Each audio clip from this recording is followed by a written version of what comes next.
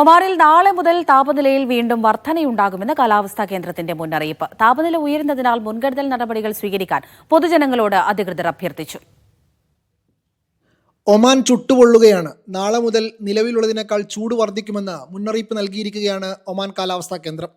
പ്രധാനമായും ഒമാൻ കടലിനോട് ചേർന്നുള്ള തീരദേശ ഗവർണറുകളിലാണ് താപനിലയിൽ ഗണ്യമായ വർധന ഉണ്ടാവുക എന്നാണ് കാലാവസ്ഥാ കേന്ദ്രം നൽകുന്ന മുന്നറിയിപ്പ്. കഴിഞ്ഞ 24 മണിക്കൂറിനിടെ ഏറ്റവും ഉയർന്ന താപനില രേഖപ്പെടുത്തിയത് ദിമാവത്താനിലാണ്. 47.2 ഡിഗ്രി സെൽഷ്യസാണ് ഇവിടുത്തെ ചൂട്. ഹംറാദ്ദൂരിലും സമാനമായ ചൂടാണ് അനുഭവപ്പെട്ടത്.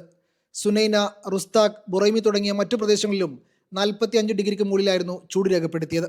ദിവസങ്ങൾക്ക് മുമ്പ് രാജ്യത്തിൻ്റെ പലയിടങ്ങളിലും 50 ഡിഗ്രി സെൽഷ്യസിനടുത്തായിരുന്നു ചൂട്.